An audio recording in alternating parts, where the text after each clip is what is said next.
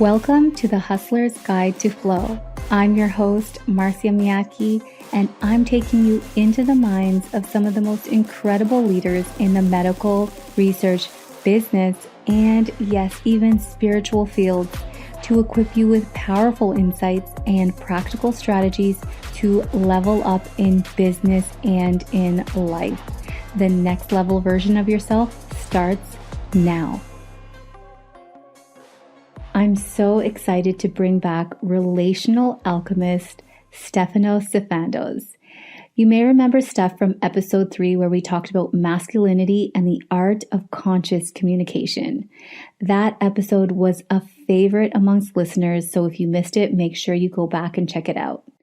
In this episode, Stef and I talk about trauma, trapped emotions, and different healing modalities. Guys, it will become evident when listening to Stef that his energy, wisdom, and the way in which he integrates Eastern wisdom and Western psychology and the breadth and depth of his training is truly facilitating transformational change in the lives of his clients. Make sure you check out the show notes for links to his programs as well as his video, Don't Man Up, Man In, an absolute must-watch for both men and women. Hey, Steph, welcome back to the show. I'm so excited to have you here. Likewise, Marcia, super excited to be here. Awesome. So I'm going to jump right in and ask you if there's any quote or mantra that you live by. Yeah, there's quote, not so much or so many, but the mantra of willingness for me. And I say this so often, and I almost hate to be repetitive, yet it's so important. It's something that's deeply shaped my life and has carved my path. And before that deep connection to willingness, I really was very lost. I really wasn't connected to my truth, and I was behaving in complete misalignment, which was with what was authentic for me. And essentially, I was just unwilling to face fears and pains. And I was unwilling to go to the places that held so much treasure for me in wisdom and teaching and learning. And so for me, that willingness, I wake up every day and I wake up every morning and I sit with myself and I ask myself, where am I willing to go today that I haven't gone before? What am I willing to look at today that I haven't looked at before? What am I willing to celebrate today? What am I willing to really focus on today? That's going to require focus and attention and depth of presence and maybe me getting uncomfortable. What does it take for me to be the person that I wish to be in this world, the expression of that in movement, the momentum of that in the world? So willingness for me is everything. Oh, I love that. I love that. And it's so apparent in your content as well. Like when I like to, bring someone on, I really like to delve into their content. And that mantra of willingness is so apparent in what you do because of the places that you go. You know what I mean? So a lot of people like to really stick to a certain place. And what I really appreciate about your content is you look at the surface stuff, but then you're like, okay, yeah, but what's deeper than that? When you look at like masculinity, you look at, okay, well, what's the strength, but then what's the vulnerability? And so that's really demonstrating your willingness. And guys, I'm going to share something with you that I don't even know if I've definitely never shared this with you. Maybe Dan has, but so Steph was referred to me by a friend, and in passing, my relationship with Dan was really new at the time. And in passing, I was literally just passing him. I was like, oh, I have an interview later today. And I said, with a guy named Steph. He's like, oh, I know of this guy. I follow his work. He's really amazing.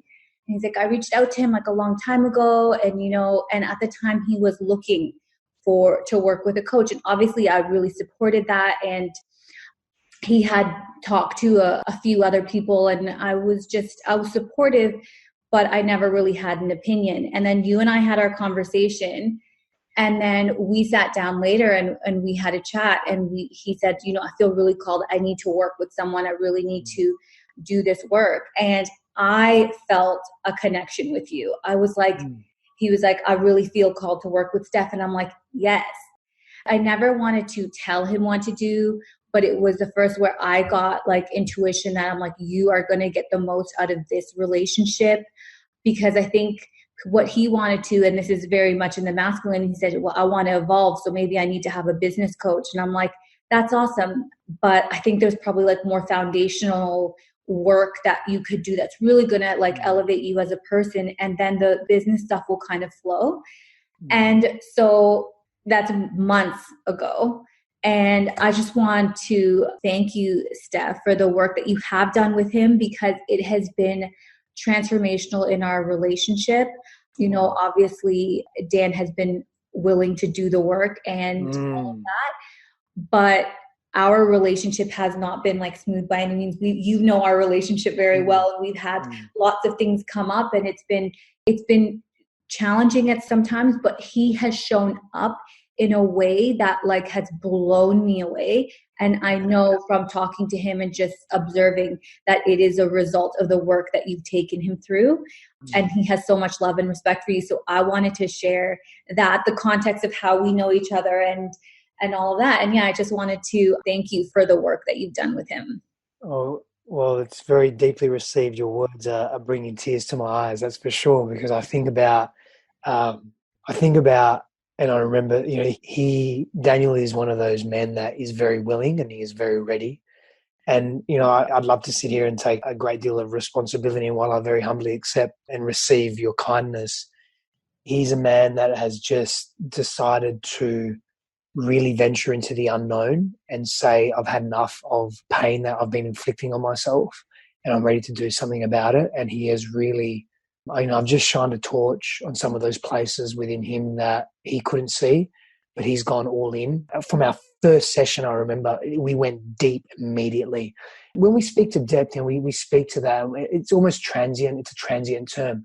What I mean by that is, again, a willingness to face the demons that lurk within us, that lurk inside of us, that the attachments to past patterns, the attachments to past behaviors, to experiences that we've interpreted a particular way that actually impact and influence unconsciously how we behave consciously in the world without us even knowing. And his willingness, his courage to go there and to really make changes and honor you and honor himself and honor the relationship as a third entity during that process has been so inspiring for me, so fucking powerful, really, to witness that. And it inspires me to go and not so much educate myself more, that's part of it, but to deepen my own personal practice so that I can serve others at a more profound level because of the way people show up. Not so much for me, but for themselves I'm very blessed in my presence. And so whilst I humbly receive that, it's you were right when he has really showed up. He really showed up. Yeah. Yeah. And see, I even love your response. And that's because that just demonstrates where you're coming from. You know what I mean? It's not about you. It's always about the other person. And you're and how you described it was you're shining a torch in the places where he couldn't see. So you helped him go from like tunnel vision to full vision, have a full perspective of what's happening. And it was so funny because like in full transparency, like I knew I wanted to share that with you. And I was like, am I going to be able to say it without crying? Inverse, I cried instead. No, I like practiced yesterday. I'm like, okay, I think I can pull this off. Because, you know, your relationship is so, you know, critical. And Dan and I have had really, you know, less than ideal relationships in the past. And so we really wanted to honor it. And, you know, I'm doing the work on myself so that I can show up as my best version for him as well. And so I think what you were touching on there in terms of Dan's willingness to go in and say, like, I don't want to feel this pain anymore is a really beautiful segue into what I wanted to discuss with you today, which is healing from trauma. So first of all, just so that people don't tune out when they hear trauma, I find a lot of people are like, oh, well, I wasn't raped, so yeah, I'm good. I don't have trauma. Can we get some like understanding about like what is trauma? Like what could be considered trauma?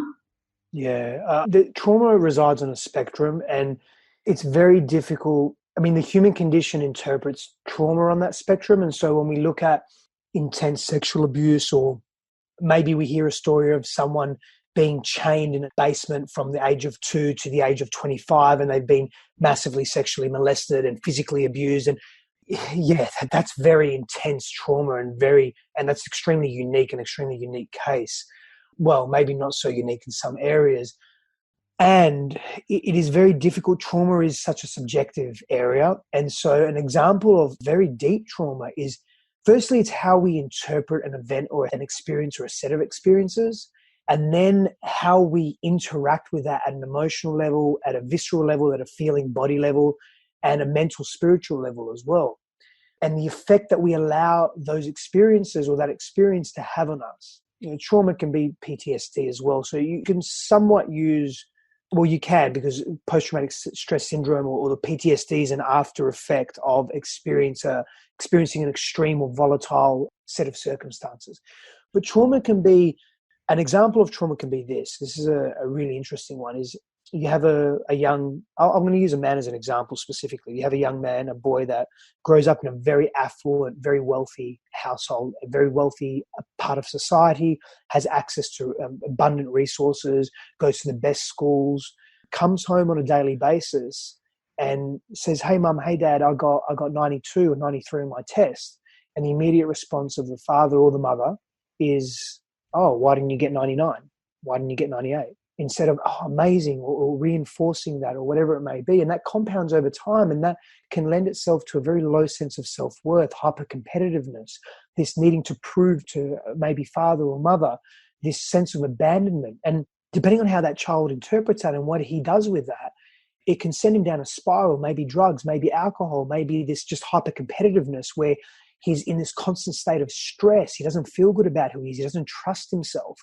And so trauma is a tricky one. But what happens is when we discount our pain, or we discount our experiences, we cannot deal with them in an effective manner, because we're basically saying, "I'm fine, I'm okay, there's nothing quote unquote wrong with me." And first of all, you're not broken and there's nothing wrong with you. However, when we say, "I'm okay, I'm fine, there's nothing for me to work through or move on or feel," that's not necessarily true, because we're discounting ourselves. We're in that state of high comparison. And so our trauma is our trauma. We can't compare. It's very difficult to do that. It's very difficult to compare the trauma of a repetitive sexual abuse victim to someone that's been in war and then was in a concentration camp or was captured by the quote unquote enemy for 7 years and they were tortured. How do you compare that? I mean, someone can walk out of that and be completely fine if they are really grounded in their own sense of self prior to. There's so many variables.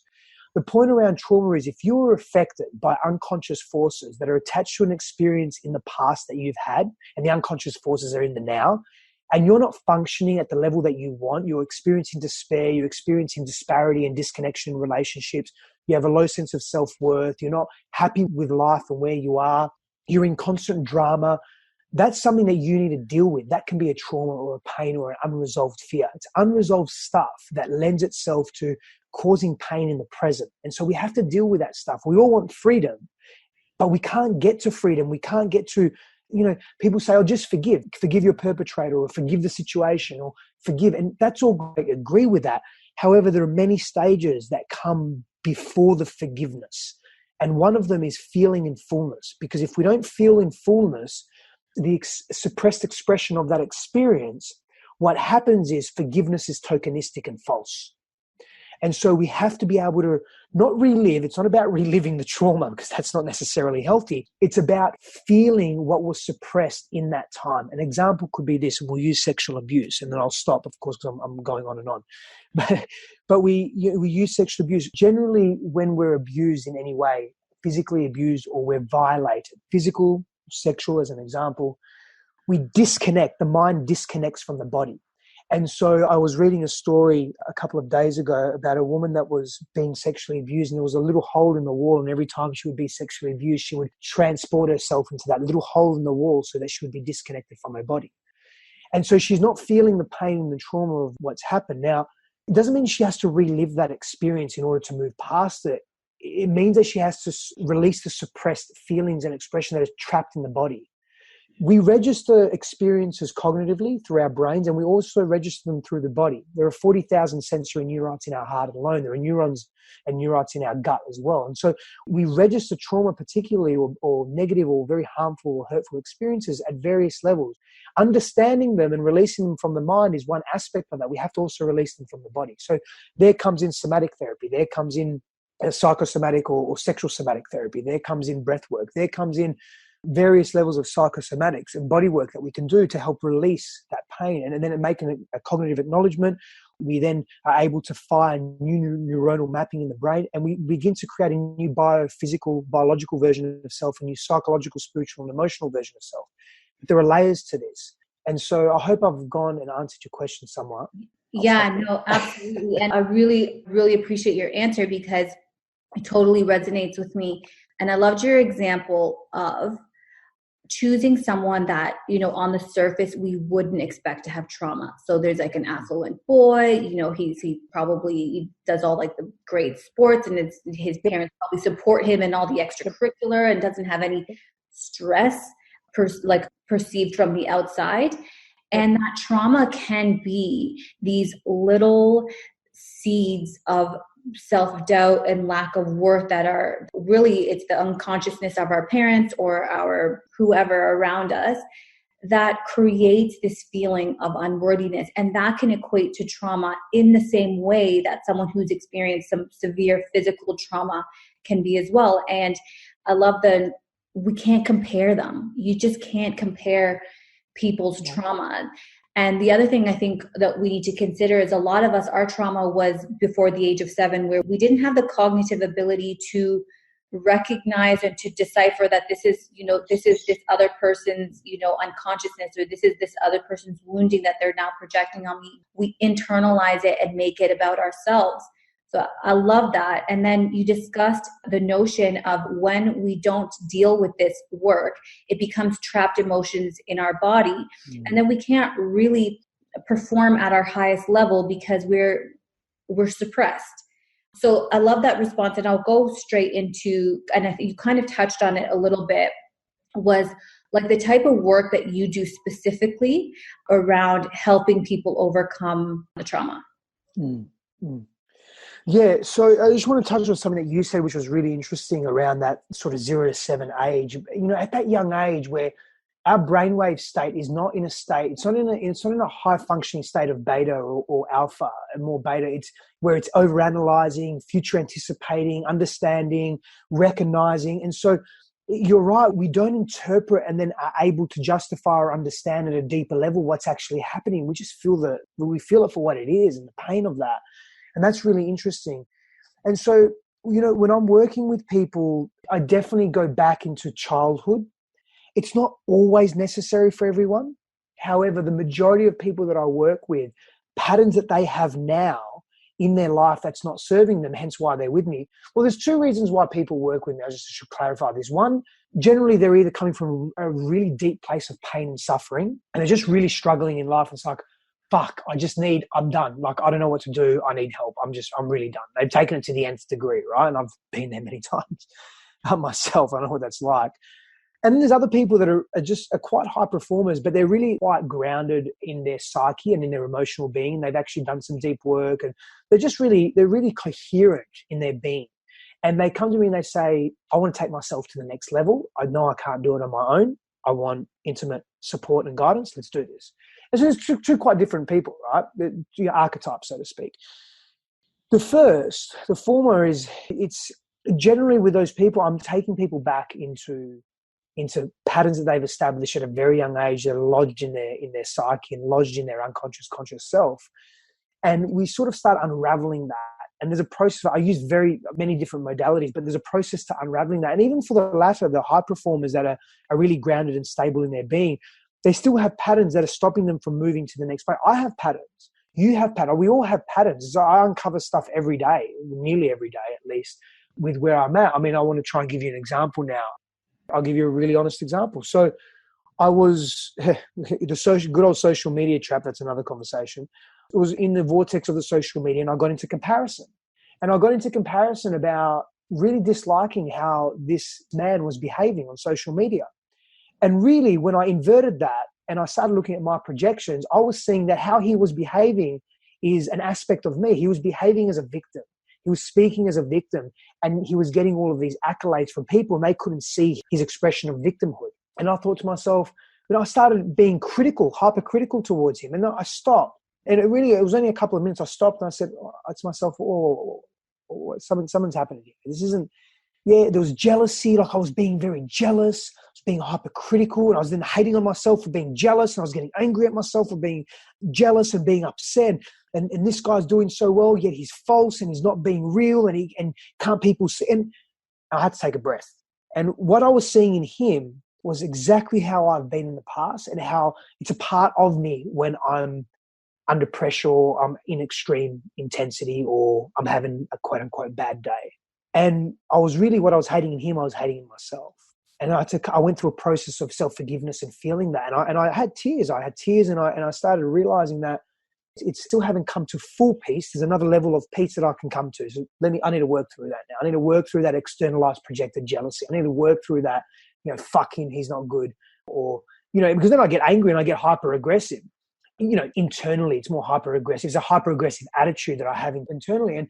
And that's really hard to admit. I don't like the term jealousy. I have a trigger around it. But that's my stuff, because I'm not, ultimately, if I keep peeling that back, let's get real, because if I was my own client, I would be looking at my own sense of self-worth. Now, this makes perfect sense. I'm experiencing this right now because I'm up-leveling myself. I'm in a process of my life where, honestly, it's everything in my life, internally and externally, is just growing at such a rapid rate. So I'm hitting that glass ceiling. Am I able to go through that? Am I able to do what I want to do? Am I able to serve in the way I want to serve? Am I smart enough? Am I good enough? Am I wise enough? Am I able enough and capable enough? So my self-worth I'm questioning my own self-worth right now, because I'm in a space that I've never really been before. And so that's why it's coming up. Low self-worth. The ego doesn't want to hear that. So it's easy for me to project and start focusing on what others are doing wrong, as opposed to what I could be healing or observing with kind compassion and radical acceptance and forgiveness within myself. And so then I go through the process of feeling all that, going through all the times where I first felt that, where I really felt that intensely. How did I deal with it? Who was it with? What was happening? And I go through this process. And this is what I'm talking about, the deep work. I mean, I love the superficial, because the superficial is a gateway and it has a place. Our problem in society, I feel, is that we spend too much time in the superficial. That's the issue, where we lack that depth. It's like, I gave this as an example the other day for something else, but it's like making a cake with no flour. Superficial is one ingredient, depth is up, and there's different ingredients that come with depth that have to be there in the equation of our human expression and construct in the world. And so that's why I love going to depth, because it's liberating. I don't want to fuck around and waste time in the superficial. I want to be there for as long as we need to, and then let's just go where we need to go. Let's have this human experience. Let's do it together. Let's grow together, because we're relational beings, and that's how we're going to extend ourselves and really move into the realm of a new potential, or our authentic potential that we tap into by going into the unknown. And that's the depth for me. And I don't take people where I haven't gone myself. I go to uncomfortable places. I've been to very dark places in my life. That's been part of my journey. That doesn't mean everyone has to. It's been part of my journey, because I then have that capacity to hold people through their darkness. It doesn't scare me. It doesn't shake me. It's not unfamiliar to me. I've been to the brink of suicide many times. I've pulled myself out. I've had the assistance and guidance of so many others. And so it's familiar terrain for me. And I believe one of the reasons, not coming from a place of ego, but that I've been put on this earth, is to help people move through their own internal suffering and realize that they don't have to suffer so much. It doesn't have to be so intense. And they're safe, and they're supported, and they're held. And that's a big part of my journey. Wow, that's so powerful. One, I could totally relate to what you're saying. When you're on the spiritual journey as well, like you catch yourself, you catch your ego so quickly. And you're like, okay, I'm projecting my shit on this person over here. Totally been there. But also speaking to the deep work that you do, and obviously, having talked to Dan after he's done some of the deep work with you, 100%. Like one thing I will add is like, let's not, guys, like I don't want to tell you that this stuff isn't really scary, and it's like almost traumatic in its own way, but once you do the work, like the shifts are incredible. Yes, of course, you have to go into the darkness. You have to, but you're already there, really, if you think about it. You're already in pain and suffering. So if you do this deep dive, like you'll be in pain for a little bit, but like, my God, what comes outside of it and how empowered you feel. And just like It is so worth it. It is so worth it to do the deep work. So I'm fully supporting it. I'm totally with you in that a lot of us are we want that easy. We want that kind of smooth sailing. Like, can I just do some affirmations and some journaling? And it's going to help you. Sure. But if you want to heal and you want to make a transformational change, you have to be willing to go into the depths of things. And yeah, so totally agree with all that. So in saying that then, do you think that people can heal on their own from significant trauma? Is it something that, like, let's say I've experienced a lot of trauma and I don't want to do that deep work. It's too scary for me. Can I heal it on my own? What are your thoughts on that? Oh, that's a tough question. It's a great question and it's a tough question. And what I'm more inclined to say is that I want to come back to that statement I made earlier around us being relational beings. And so when we speak about codependence, I mean, the term codependence is quite specific. It's an unhealthy attachment or reliance on situations, circumstances, or other people that really determine our sense of self-worth and the way we care about ourselves and so forth. But to some extent, we're all quote unquote codependent. It's a spectrum on that as well. And you want to be on the low end of the spectrum where there's high involvement but low drag, and so you're not really attached to the outcome, you know. So like right now, you and I are codependent in a sense. I'm reusing the word in a different way, but we're having a podcast. You want an interviewee. I want to be on a podcast. I want to, and I want to speak to you. So we're relying on each other. There's a sense of reliance there, right? So we're relational beings. Can one heal their pain or move into a state that is more desirable than undesirable on their own? I'm going to say no, and I'm going to tell you why. I don't think there's two main reasons. I don't think human collective consciousness is at that place yet. I think it's on its way. I think it's possible. But we're not meant to do stuff on our own. We're not meant to figure it out on our own. Like, even if you get a book, you're learning from someone else. Even if you sit in nature, nature is healing you, or nature is helping you heal. Yes, it's on your own, but you're not completely on your own. There's a distinction I like to make between solitude and isolation. And so during my own journey, there were many times where I felt isolated, and I was also in solitude, and I was also in support of other human beings. I'll explain the difference. Solitude for me is a very deliberate movement and action to be in and on oneself, to be with oneself for a very specific purpose of exposure or understanding or connection or feeling or whatever. Isolation is more victimization, and it's more we're in a state of victimhood, and it's also almost forced upon us. And we're too distressed mentally and emotionally to pull ourselves out of being alone. And so we feel that no one is there for us. We feel we have no one, we can't relate to anyone. And there's a helplessness attached to isolation and aloneness. Whereas solitude is a very deliberate, purposeful spiritual practice, or just a human practice of I'm going to be on my own because this is going to serve me and I'm going to grow from it. And then we have support. And we need elements of all of that, except for the isolation, of course. We don't need that. It's an undesirable state. But we need solitude and we need support. And so can someone heal themselves on their own? I just don't think it's, whatever you're doing, it's in relationship to something else. Again, whether you choose to go on this 24-month expedition of walking around the world because you want to heal some of your pains and you want to talk to shamans and cultural people, and all, you're still relying on an action that involves environment and people. And so I think it's very hard to escape that. Even if you're a monk, you're learning from a particular lineage. Even if you're a hermit, you're relying on nature. But again, I mean, I wouldn't say hermits are healthy, because it's been proven that when we're not socialized in a healthy way, we're very unhealthy psychosomatically. Yeah, I would agree with you actually as well, because I know a lot of people, I don't know, maybe there's like some embarrassment around speaking about their trauma, and they would shame, there's a shame around it. That's a whole different area. But I'm with you. Like, I think that in what we were discussing when you said like the work that you've done with Dan, it's like helping him to see when you're in the situation, when you're in the trauma, just by that fact alone, you don't see everything. And having someone who is trained and able to take you through the processes is going to help you see things in a different way, even change your perspective. It's something that you cannot step out of your body to do on your own. We're too biased in that situation. So yeah, I agree with you. I think it's always a collaborative thing. And then there is the times where you do that healing on your own by choice. But I think to heal from something, especially if you've been living with it all your life, it's always a better option, guys, to reach out to someone that you trust and that is qualified to do this, to help you through the process if you really want to make those changes.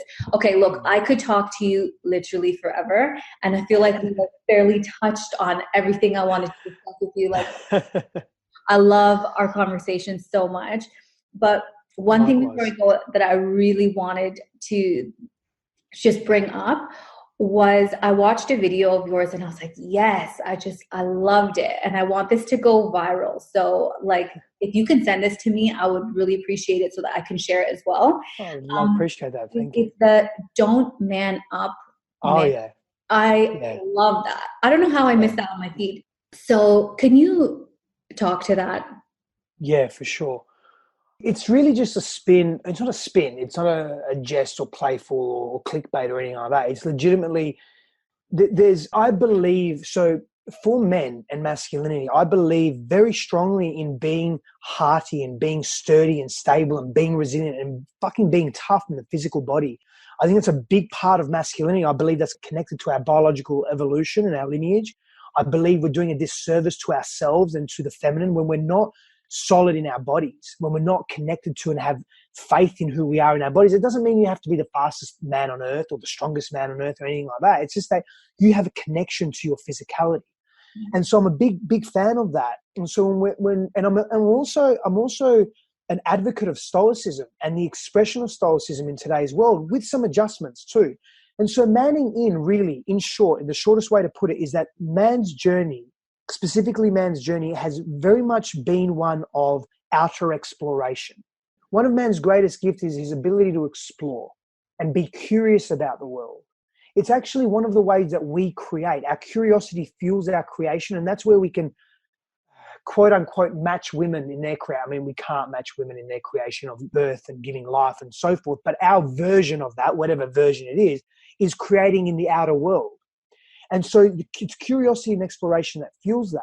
And so manning in, for me, the next evolution of man is the exploration of our inner world, of our hearts and our souls and our spirituality and a new way of being in the world, in parallel with whilst we're exploring the depths of the ocean, the heights of the mountains and the outer cosmos.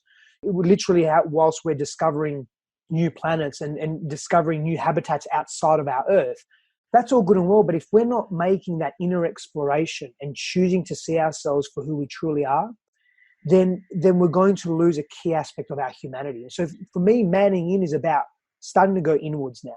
It's really starting to be deeply reflective. The ancients knew this. They would reflect every day on who they were, how they were being, how they treated others, how they treated themselves, what their thought processes were, what their ideologies and beliefs were. They were deeply introspective. The industrial era came, or, I mean, it's not just the industrial era, but as an example, and we got swept away with economics. We got swept away with socioeconomics and technological advancements. I have nothing against that. We're able to do this on an amazing piece of equipment, multiple pieces of equipment. It's how we use technologies. If a pen is a technology, a phone is a technology, a sacrament, a plant medicine is a technology as well, so to speak. It's a way to advance us, but how are we using it? Because people use plant medicines as addictive street drugs as well. They just replace one for the other. So how are you using it?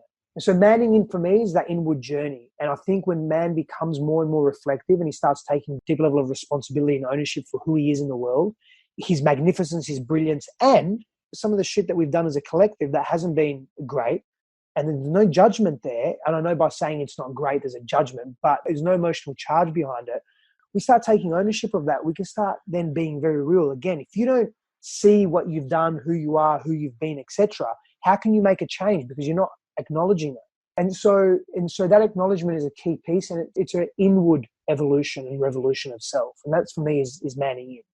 I love that, because I think that manning in really is manning up. It's the true version of it. It's a true version, because when we say man up, and sometimes I cringe because I hear fathers saying it to their 6-year-old son, and I'm like, oh my goodness, when he's showing emotion or when he's being vulnerable. And I'm like, we need to change that. And manning up is suppressive. That's what manning up basically says. And again, there's nothing intrinsically wrong with, there's nothing wrong with saying, hey, stop complaining. But what we're really trying to say is, how about seeing your life in a different way? Or what we could say is, go through your feeling, go through your process, and then can you see and feel and experience life in a different way? But manning up is an immature way of saying, suppress your shit, ignore it, no matter how much pain you're in, and just get on with life without even thinking about it. But that's not how the brain works, and the brain body doesn't work like that. It suppresses and it stores, and it still impacts us at subtle levels. And so that pain you were talking about before, instead of being short intensity like maybe CrossFit, it's this ultra marathon type of intensity that we keep experiencing. So we get to choose, do we want to suffer long term, or do we want to suffer a short time, move through it, and experience ourselves in a completely different light? Manning up really suppresses our truth and who we are. And it's an immature way of looking at life. Yeah, definitely. And also I find that when we say things like that, like obviously the manning up thing is more so a father figure type thing, saying it to a younger male. And it just shows that poor soul hasn't also done the work, like it's projecting, it's an insecurity in usually the father, who is like, it's an attack of his ego. Like, my son is manning up. This is embarrassing to me. I need him to man up. And yeah, so I mean, that's a whole other conversation on conscious parenting. But it's a very valid point. I absolutely love that video. So, and I really want to share it. So, send it to you.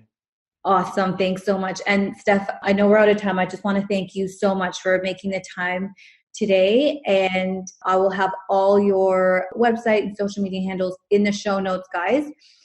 And before we go, I would just love for you to share, what project are you most passionate about right now sharing with everyone?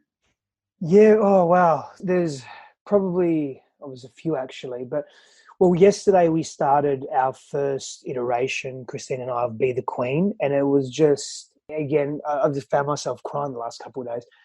Just tears of gratitude, seeing 58 women just fully show up. And it's not about, we don't promise them that they're going to find a man at the end of this journey.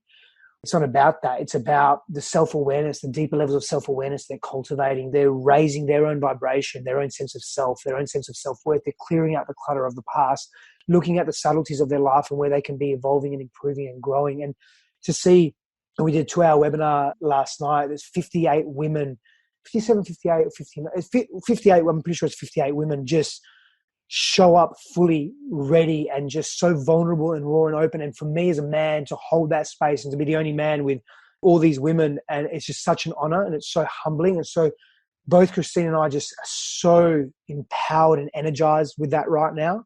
I'm just so excited on so many levels. And we'll do another one in probably March. But this is going to be a big part of our service, is really helping women just understand men and know men, but really know themselves and go deeper into who they are and really cultivate that self-worth that they deserve and who they are. And then just my focus at the moment, really, I'm doing a lot of one-on-one work. I know from a business perspective, it's not the, so to speak, smartest thing to do because it's not scalable and it's not blah, blah, blah. Anyway, it's time for money exchange. But anyway, I love it and it deepens my practice and I'm really thriving and vibing in it and jiving in it right now. And so it's a big focus for me, is just select few people and just going deep and going really, really deep with them. And I'm finding that is evolving massively, where I'm getting more and more people approach me because I'm so connected to it. And then next year I've got some really powerful stuff going on with men as well, and some men's work and some co-ed work as well that Christine and I will both be doing. So there's a few things there that we're really excited about. That's amazing. And any kind of links that you can share with me, I'll also put them in the show notes, guys, so you can reach out to Steph. Steph, thanks so much for your time. Thank you so much, Marcy. I appreciate you. Okay, guys, I hope you got some powerful takeaways from this episode. If so, please share it with someone. And if you haven't done so already, please subscribe and review, as it helps us to spread our message of inspiration. Sending you so much love, and I'll see you on the next episode of The Hustler's Guide to Flow.